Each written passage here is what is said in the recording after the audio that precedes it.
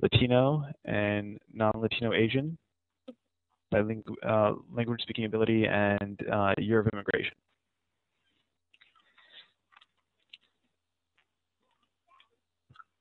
So, Bill, do you have any other anything you'd like to say before I proceed back to the next slide?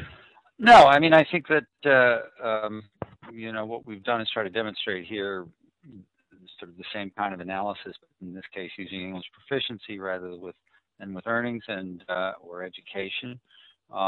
You know, I hope later, JP, we might just give them a little bit of an overview of the range of different data sets that we have. I mean, we focused in on these immigration data sets just to give you a chance to spend a little time making the tables. But if you're teaching a class on gender, or you're teaching a class on, you know, aging, or and many variety of sociological topics, there are ways that you can pull down already completed modules that people have put together with data sets that students can just click on and do the analyses from.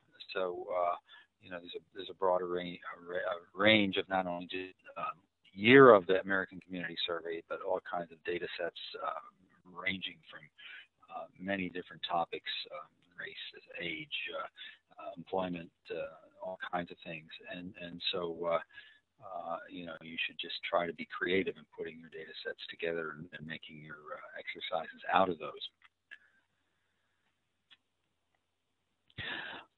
There's a question from one of the participants about, is there a way that you can save output, or can you only print it? Currently, there is no way to save the output, but that is actually something we are currently working on and hope to actually have sometime in the next month or two.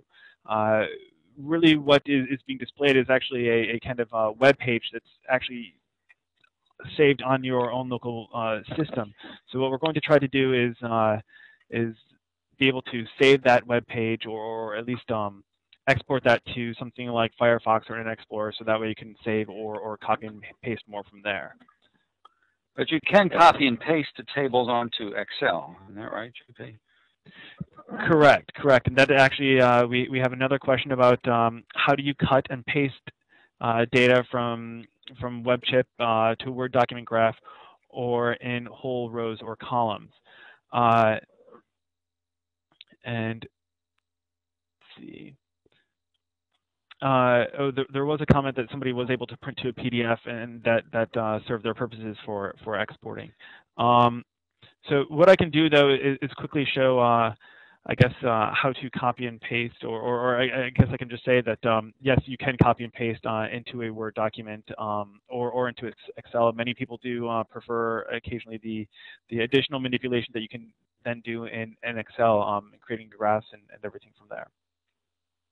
I believe when you first opened WebCHIP, there was a warning that may have asked whether there was a permission or a security permissions to allow the program access to your clipboard, so that way you could copy and paste with it.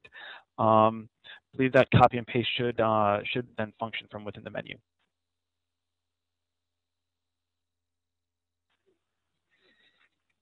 All right. Do we have any other questions?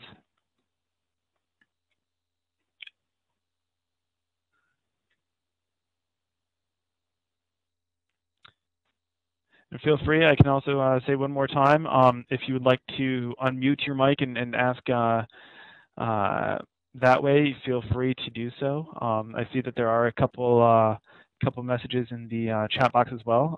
Looks like somebody had some success with the copy and paste functionality. But yes, Bill, I think otherwise it looks like we are all set with questions. Well, okay. All I can say is that we really appreciate the time that you spent with us, and I think that you should just look at us as a resource, because part of what SSDAN does is try to respond to your questions. I can say we can do it immediately while you're in class teaching this stuff if you're running problems, but if you send us email, we get back to you pretty quick. And if there are particular issues that are holding you up, we we really try to get on those because we want to have this resource ready for you for your classes all the time, updating the data sets, updating the modules. And, you know, this is one way we try to have some outreach with these webinars, and we plan to do more of them. So we'd like to have feedback from you, and we'd like to be there for you when you need us. There was also a question about what the most recent survey data sets are from. We are in the process of loading data from the American Community Survey from I believe the 2006 to 8 3-year microdata.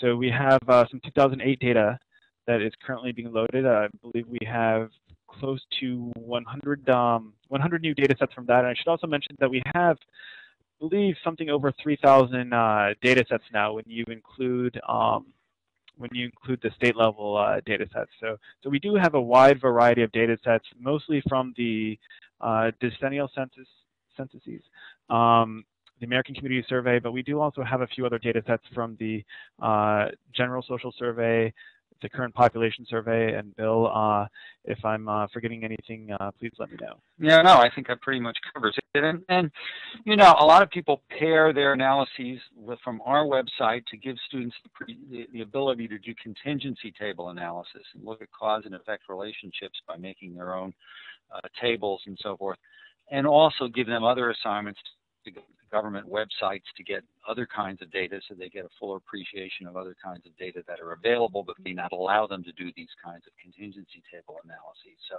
there's lots of ways you can use our stuff in conjunction with other stuff that's out there.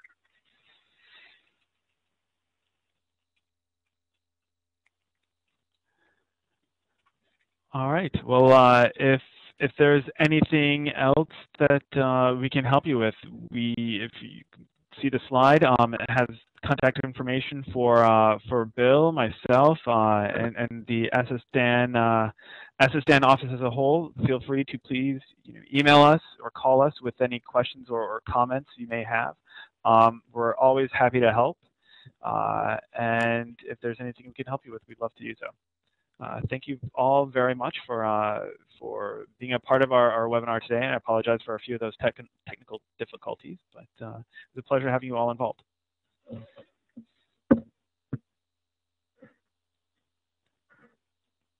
Thanks, everyone.